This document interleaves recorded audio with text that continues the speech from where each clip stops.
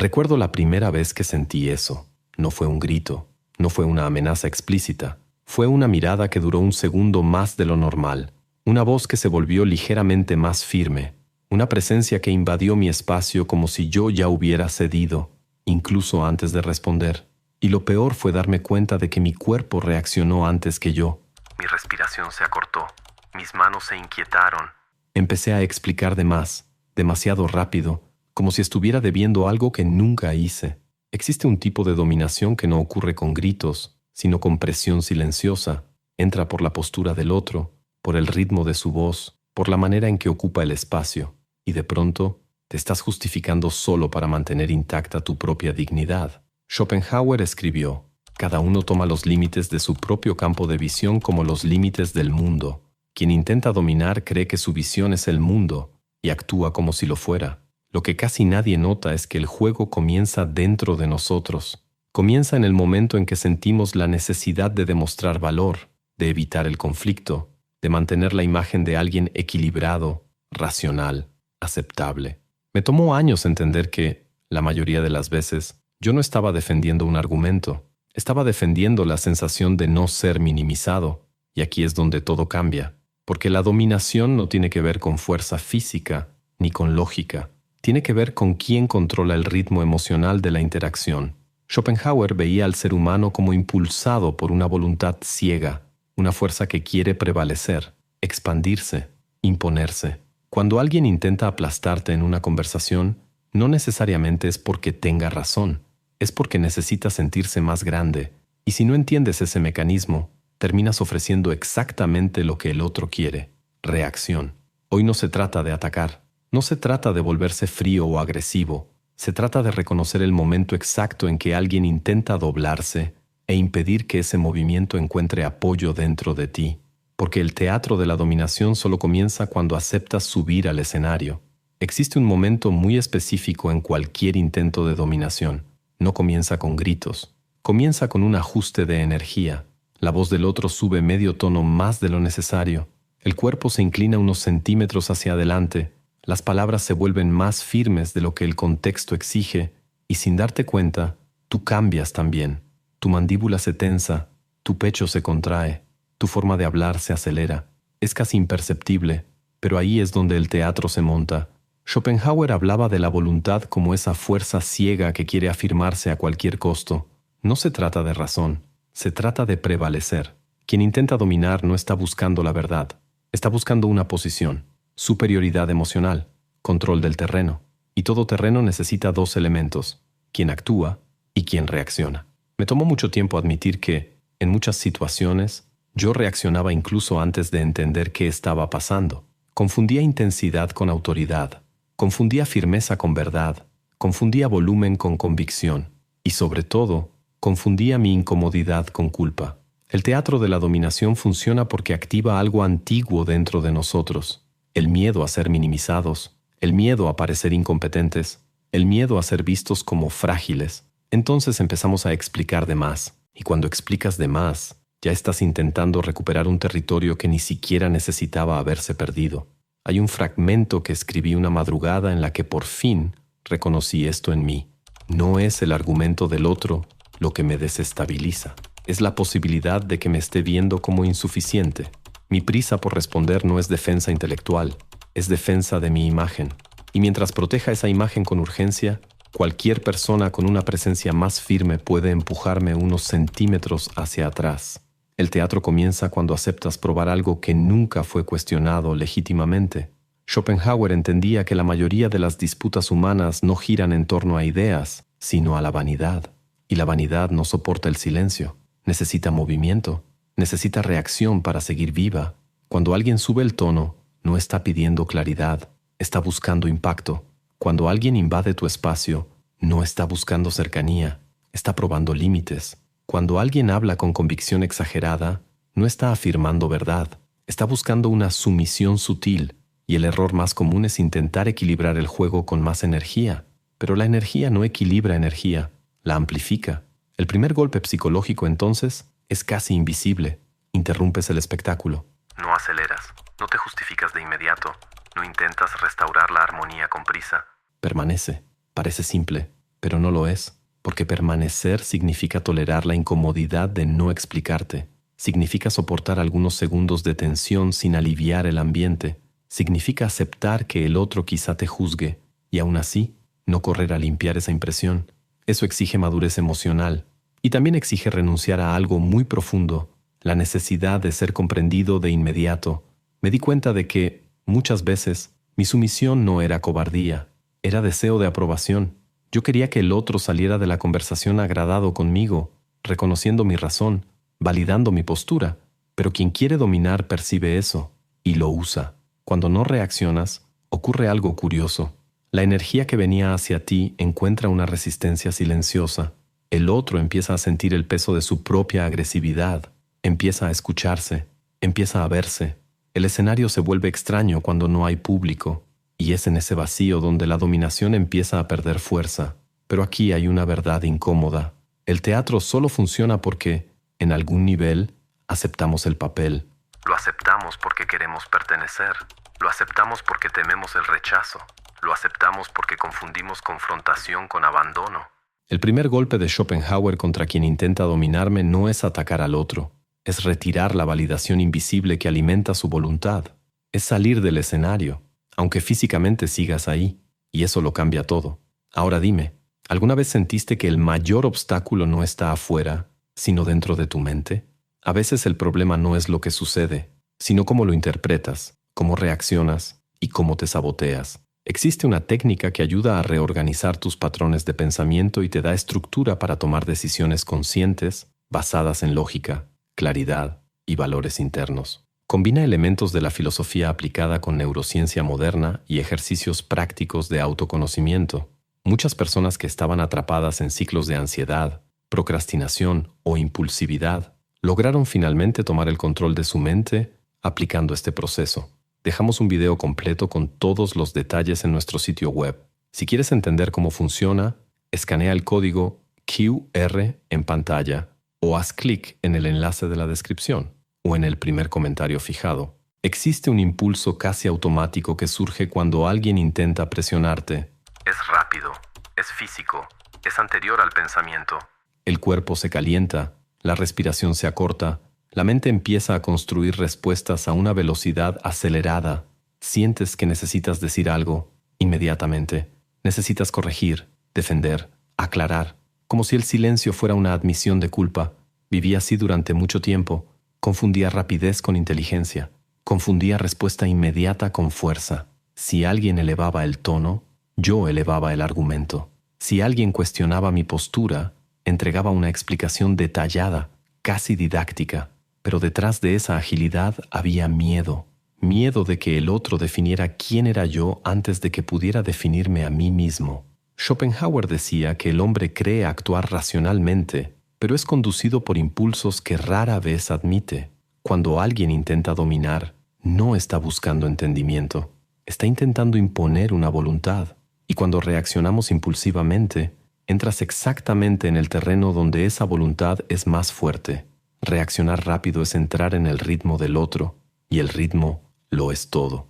Quien presiona quiere velocidad, quiere que hables antes de pensar, quiere que te comprometas emocionalmente antes de evaluar el terreno, porque en la prisa te expones. Me di cuenta de esto en una situación banal, una crítica hecha en público, con ese ligero tono de superioridad. Sentí que la antigua urgencia subía, la necesidad de explicarme ahí, frente a todos, pero algo dentro de mí se contuvo. Escuché hasta el final, respiré despacio y esperé 2 segundos antes de hablar. 2 segundos parecen poco, pero en ese contexto parecieron eternos. Esos 2 segundos cambiaron todo, porque por primera vez no estaba reaccionando, estaba eligiendo. Hay un fragmento que escribí después de esa experiencia. Percibo que mi mayor debilidad no es la emoción, es la prisa por limpiar mi nombre, por restaurar mi imagen, por evitar cualquier ruido. Pero quizá el ruido necesita existir. Quizá la madurez sea soportar la distorsión temporal sin correr a corregirla. No reaccionar no es quedarse pasivo, es retrasar el impulso, es crear un espacio microscópico entre lo que sucede y lo que haces con lo que sucede. En ese espacio nace el control. Foucault hablaba de cómo el poder se establece en las microdinámicas, en las pequeñas concesiones, en los gestos casi invisibles. Cuando reaccionas automáticamente, refuerzas el patrón. Cuando interrumpes el automatismo, alteras la estructura. Pero eso exige algo incómodo, tolerar la tensión. Porque el silencio inicial crea un vacío, y el vacío asusta. La mente quiere llenarlo, el ego quiere llenarlo. El otro muchas veces también quiere llenarlo. Y es ahí donde la dinámica empieza a invertirse. Cuando no entregas la reacción esperada, el otro empieza a escucharse, empieza a sentir el peso de su propio tono, empieza a darse cuenta de que la provocación no encontró terreno fértil. Dostoyevsky exploraba mucho esto. El hombre que se ve frente a alguien que no responde como se esperaba comienza a confrontar su propia inestabilidad. No reaccionar es un espejo. No devuelves agresividad, no devuelves justificación excesiva, devuelves presencia. Y la presencia, cuando es firme, desorganiza a quien quería control rápido. Claro que eso no significa nunca responder. Significa responder en tu tiempo, con tu cadencia, con tu nivel de energía. Cuando eliges el tiempo, eliges el terreno. La reacción automática te coloca dentro del juego del otro. La respuesta deliberada te coloca fuera de él. Y quizá el punto más difícil sea aceptar que, a corto plazo, esto puede parecer debilidad. Puede parecer que perdiste la disputa. Pero a largo plazo, percibes algo mayor. No fuiste arrastrado. Y cuando no eres arrastrado, empiezas a experimentar una forma distinta de fuerza. Una fuerza que no depende de ganar debates. Depende únicamente de permanecer íntegro. El arte de no reaccionar no es silencio cobarde. Es pausa consciente. Es la negativa a permitir que la urgencia del otro determine tu movimiento. Y a partir de ese momento, algo cambia silenciosamente. Dejas de ser predecible. Y quien no es predecible, no es fácilmente dominado. Existe un momento específico en el que decides dejar de explicarte. No viene con aplausos. No viene con validación externa. Viene con una incomodidad extraña, como si estuvieras traicionando una versión antigua de ti mismo. Durante mucho tiempo me esforcé por parecer accesible. Quería que mis desacuerdos sonaran suaves, que mis límites parecieran razonables, que nadie pudiera acusarme de dureza. Entonces redondeaba mis frases, bajaba el tono, ofrecía justificaciones extra que nadie había pedido. En el fondo, no estaba siendo amable. Tenía miedo de ser rechazado. Schopenhauer veía la vida como un campo de voluntades en conflicto, cada persona intentando expandir su propia influencia. Cuando empiezas a sostener un límite sin pedir disculpas por ello, interfieres en la voluntad del otro, y eso incomoda. La primera reacción casi siempre es una etiqueta. Estás diferente, estás frío, estás distante. Pero lo que llaman frialdad, muchas veces, es simplemente ausencia de sumisión emocional. Existe una diferencia profunda entre ser frío y estar centrado. La frialdad es indiferencia hostil. El centrado es autocontrol. Recuerdo cuando empecé a responder menos, no por desinterés, sino por elección. Ya no sentía la necesidad de corregir cada interpretación equivocada sobre mí. Ya no necesitaba ganar cada microenfrentamiento. Y eso alteró el equilibrio de algunas relaciones. Algunas personas se sintieron incómodas, porque muchas dinámicas se sostienen en tu esfuerzo constante por mantener al otro cómodo. Hay un fragmento que escribí en una etapa de ruptura interna. Me doy cuenta de que parte de mi identidad fue construida sobre ser comprendido. Cuando alguien me interpretaba mal, sentía urgencia por reparar, pero tal vez la madurez sea soportar la interpretación equivocada sin desmoronarse por dentro. Tal vez la madurez sea aceptar que no toda lectura sobre mí necesita ser corregida. Ese es el punto más difícil, aceptar que serás malinterpretado, porque mientras necesites que todos entiendan tus intenciones, seguirás siendo vulnerable a la manipulación emocional. Cualquier acusación sutil será suficiente para desorganizarse. Foucault hablaba de que el poder circula en los detalles, en las microrelaciones. Se mantiene donde hay previsibilidad. Si cada vez que alguien te llama frío corres a demostrar que no lo eres, esa previsibilidad se convierte en una herramienta en tu contra. El tercer golpe psicológico es romper ese patrón. Escuchas la etiqueta, sientes el impacto, pero no corres a justificarte. Permaneces. Eso exige una fuerza silenciosa que no es visible para quien observa desde afuera. El cuerpo quiere reaccionar. La mente quiere construir un argumento brillante. El ego quiere limpiar su propia imagen. Pero eliges no moverte por impulso. Cioran decía que la lucidez trae soledad, porque cuando empiezas a ver las dinámicas con claridad, ya no puedes participar en ellas con ingenuidad. Percibes cuando alguien pone a prueba tu límite. Percibes cuando una crítica viene cargada de intención de control. Percibes cuando la incomodidad del otro nace de tu firmeza. Y entonces surge la decisión: volver al patrón antiguo para restaurar la armonía, o sostener el nuevo patrón y aceptar la incomodidad temporal. La frialdad estratégica no es ausencia de emoción, es ausencia de necesidad. Sigues sintiendo, pero no te mueves para agradar. Sigues escuchando, pero no te doblas para evitar tensión. Sigues presente, pero no disponible para la invasión. Y quizá lo que más desestabiliza a quien intenta dominar es precisamente eso: darse cuenta de que ya no necesitas ser aceptado para mantenerte íntegro. Cuando dejas de buscar aprobación en medio del enfrentamiento, algo se reorganiza, dejas de negociar tu propio valor, y en ese punto la dinámica cambia de eje, porque quien no necesita aprobar no puede ser fácilmente presionado. La frialdad no es debilidad. Debilidad es depender de la validación de quien intenta disminuirte. La claridad, en cambio, es permanecer firme, incluso cuando eso te cuesta la simpatía de alguien. Y ese costo, con el tiempo, se transforma en libertad. Existe un tipo de silencio que duele, no el silencio de la represión, sino el silencio de la decisión. Durante mucho tiempo, yo usaba el silencio como escape. Me quedaba callado porque no sabía qué decir, porque tenía miedo de empeorar las cosas, porque necesitaba tiempo para organizar lo que estaba sintiendo. Pero existe otro silencio, y eso cambia completamente la dinámica. Es el silencio que cierra. Schopenhauer entendía que la mayoría de los conflictos humanos no terminan por resolución, sino por agotamiento de la voluntad. Alguien se cansa antes, alguien cede antes, alguien se desgasta intentando convencer al otro.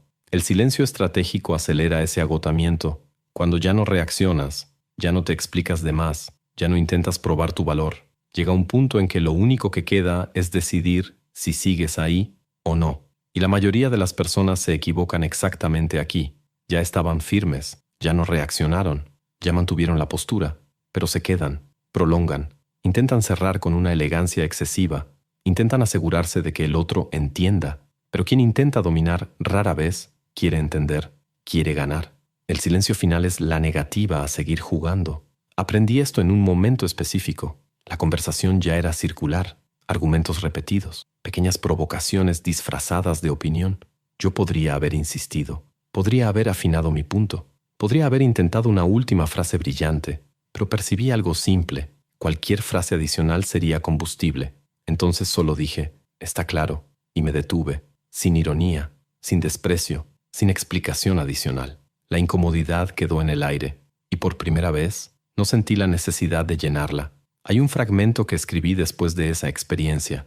Descubrí que mi mayor prisión era creer que toda conversación necesitaba terminar en comprensión mutua. Algunas necesitan terminar simplemente en límite. El silencio no es ausencia de argumento, es presencia de elección. El silencio como arma no es mutismo, es economía. Es entender que cada palabra extra reabre una puerta que ya decidiste cerrar. Artaud decía que hay momentos en que el lenguaje traiciona la experiencia. En ciertos enfrentamientos, seguir hablando es seguir alimentando la distorsión. El silencio, entonces, se convierte en un gesto físico de integridad. No te estás retirando por debilidad, te estás retirando por autonomía. Y aquí está la verdad más incómoda. Quien intenta dominar teme más al silencio que al enfrentamiento. El enfrentamiento da escenario, el silencio lo quita. Cuando cierras sin agitación, sin justificación larga, sin necesidad de tener la última palabra, redefin es el final de la historia, y el final es lo que permanece. La memoria emocional de la interacción no será la provocación inicial, será tu postura final. Si sales apresurado, la prisa permanece. Si sales alterado, la alteración permanece. Si sales tranquilo, la calma permanece. El silencio no es vacío, es territorio protegido, y al final, el mayor golpe psicológico contra quien intenta dominarte es este: no necesitas aplastar, no necesitas convencer, no necesitas ganar, solo necesitas no entregarte. Y a veces, eso se logra con una sola cosa: un silencio que no pide permiso. Al final, no se trata de vencer a nadie, se trata de no perderte a ti mismo. Schopenhauer veía al ser humano como rehén de su propia voluntad. Ese impulso constante de afirmarse, probarse, imponerse. Quien intenta dominarlo solo está obedeciendo a esa fuerza ciega, pero tú no necesitas obedecer junto con él. El verdadero poder no está en la respuesta más afilada, ni en la postura más imponente. Está en la capacidad de permanecer íntegro mientras el otro intenta desplazarse. Cuando no reaccionas al ritmo impuesto, cuando sostienes el límite sin culpa, cuando aceptas ser malinterpretado sin correr a explicarte, y cuando cierras sin alarde, algo cambia silenciosamente. Sales del juego invisible de la validación, y quizá la pregunta que quede no sea cómo vencer a quien intenta dominarte, sino ¿cuánta de tu vida sigue guiada por la necesidad de ser reconocido por quien no sabe verte? Quiero agradecerte de una manera diferente hoy, no por estar aquí, sino por haberte quedado hasta el final, porque este tipo de conversación no es cómoda, no acaricia el ego, no prometes que vas a vencer a cualquiera, muestra algo más difícil. ¿Cuánto? Muchas veces colaboramos silenciosamente con nuestra propia disminución. A mí me tomó años admitir eso en mí mismo. Me tomó tiempo darme cuenta de que no era valentía lo que me faltaba, era desapego. Yo quería ser visto como equilibrado, inteligente, admirable. Y mientras necesité eso, cualquier persona con una postura demasiado firme podía desorganizarse por dentro. Tal vez te reconociste en algún punto, tal vez recordaste una conversación específica, tal vez notaste un patrón antiguo que todavía se repite. Si eso pasó, entonces este video cumplió su propósito, porque la conciencia duele un poco al principio, pero después libera en silencio. Y no olvides hacer clic en el enlace de la descripción o en el primer comentario fijado si quieres acceder al contenido completo sobre el modelo de autotransformación que combina neurociencia y filosofía práctica, y que te ayuda a desarrollar disciplina, claridad mental y una dirección real para tu vida. Gracias por permitirme hablar contigo a este nivel, sin atajos, sin frases hechas, sin motivación vacía. Ahora déjame romper la cuarta pared por un segundo. Si llegaste hasta aquí, ya notaste que esto no es contenido para quien quiere parecer fuerte, es para quien quiere ser difícil de mover. Así que haz lo siguiente, suscríbete al canal, no por apoyo automático, sino porque sabes que este tipo de reflexión no aparece en tu feed por casualidad. Dale like al video, no por el algoritmo, sino para que más personas dejen de confundir agresividad con poder. Y comenta algo simple: yo no me entrego, yo leo, siempre leo. Y si creíste que esto fue profundo, cuidado con el próximo video que está en la pantalla, porque hay una capa todavía más incómoda que casi nadie se atreve a mirar. La razón por la que, a veces, elegimos exactamente a las personas que intentan dominarnos. Y eso es otra conversación de madrugada.